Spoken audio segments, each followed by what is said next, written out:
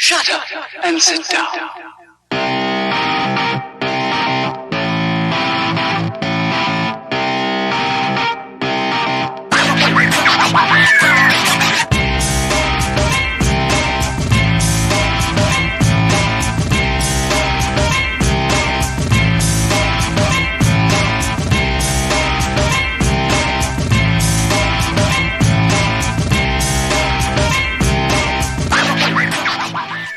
Hey, happy Friday, everybody. This is Cliff, and let's go ahead and poke the bear.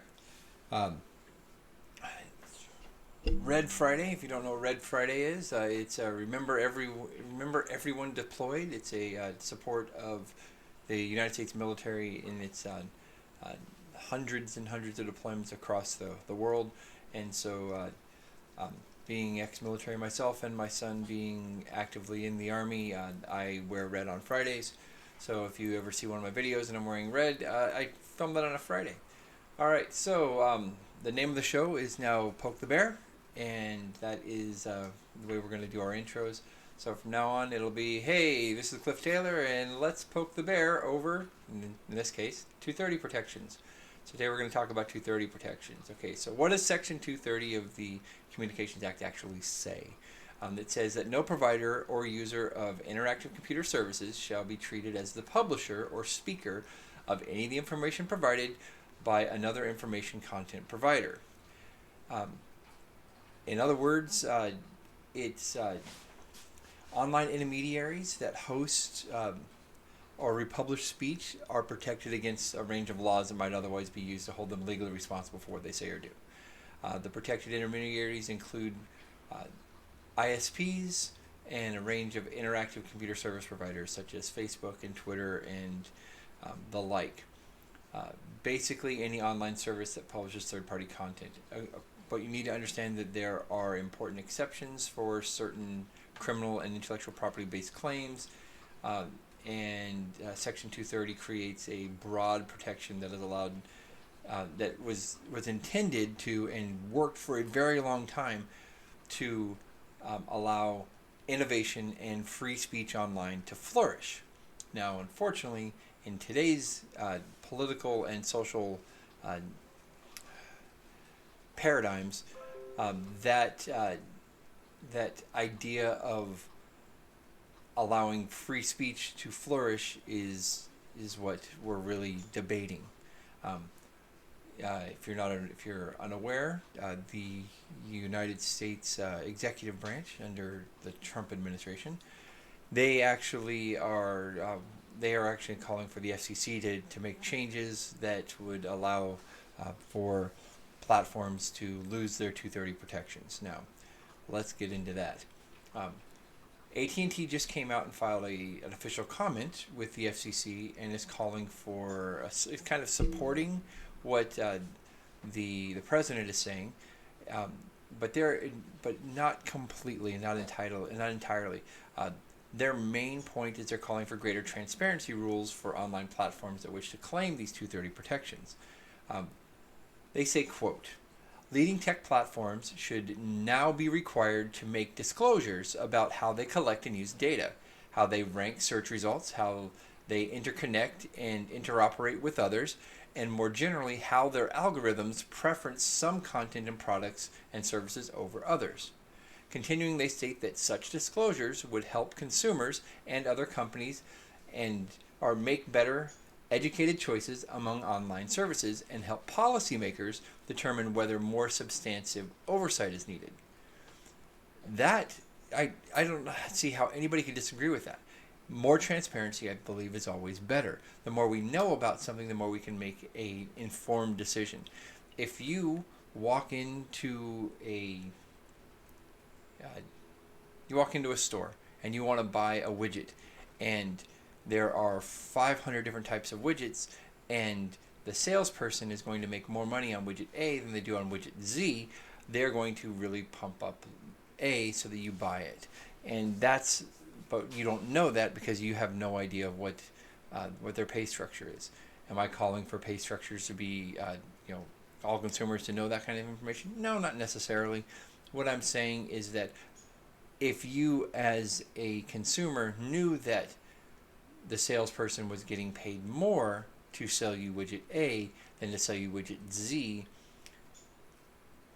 that is information that could help you decide which one you want to buy, not necessarily to reduce what the salesperson is making, but maybe there's a feature on widget Z that is a lot more specific to what your needs are, as opposed to widget A, which might not have a feature that you need. So let's go back to this. It's been stated by the opposition that oppose what the president is calling for, oppose to all these regulations. They've stated that the FCC can only act pursuant to the authority delegated by Congress, not at the direction of the executive branch, which is true. It's absolutely right. I completely agree with that. In fact, the Internet Association writes in its 72-page comment, because Congress has delegated no such authority to the FCC, proposed revisions to Section 230 implementation cannot be acted upon by the FCC. They must begin in Congress, which I agree with. And this is playing out as providers like Facebook and Twitter are okay censoring anything that they feel is wrong or bad or someone they disagree with politically, because Congress has not taken those 230 protections away. Congress has not said you cannot do this. And it's because, I believe, they don't have the information. I think there's a little bit of backroom dealings and other things, but that's just an internal conspiracy thing that goes on in my head. I think everybody kind of thinks that somebody's getting paid. Because I disagree. I believe that the idea of free speech is that when you censor as a provider, you are using your speech.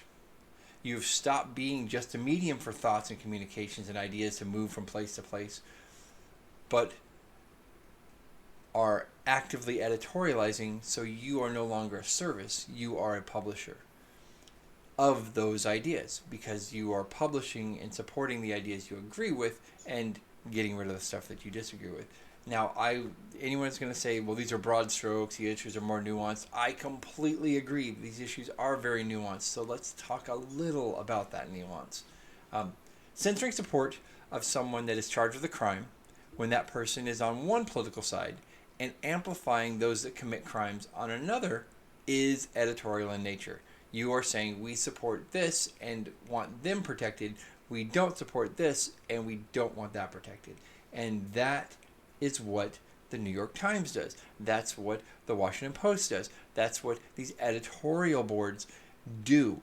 They choose the articles they want to run. They choose the ideas they want to run. They choose the thoughts they want to have broadcast with their name attached to it. And they choose not to, through, you could say, editorial censorship, the thoughts and ideas that oppose what their goals are. Platforms such as Facebook and Twitter and Minds and all of these places, if they have chosen speech that they like and chosen speech that they don't like, they need to be held liable for that speech should it violate the law. And they should be prosecuted criminally and civilly if it violates the law. If the speech that they're promoting is wrong, is illegal, they should be held liable. I think the Nicholas Sandmann being his suits against all these people for extreme amounts of money, but the extreme amounts of money is just to make a point. But Nicholas Sandmann has been very successful in getting settlements because publishers are not protected, because when they publish, when they create libel or slander and they have that on their platforms, then they are responsible. Twitter is not being sued by Nicholas Sandmann because they have 230 protections. We didn't say that. It was other people that said it. Now, I don't know if they conflated one voice or deflated another voice. I don't know if that happened. So I'm just using Nicholas Sandmann as an example of legal civil liability from platforms. So that's But I do believe that under the ideas of freedom, a country can and frankly should be allowed to promote whom they want to promote. If that individual goes off the rails, they should not necessarily be held liable immediately, unless you can have a verified pattern of activity and or preference. This is why I agree with both AT&T and I agree with the Internet the Association. There needs to be a lot more transparency. Google, Twitter, and Facebook, they need to have their algorithms that promote and demote, that, as they call it, sanitize their site. These practices need to be available for not just enforcement arms, but we need it, not necessarily the actual algorithm, because I think that would be copyright, that not copyright, but that would be intellectual property stuff. But let's see the numbers behind it. Let's see how many of that were promoted, or what? You whining? I heard you. Yeah. How many are promoted? How many are not? How many are demoted?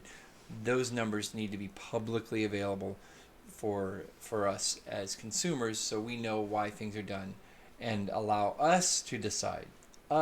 We get to decide whether or not we want to use those platforms based on full information, not just based on feelings of it.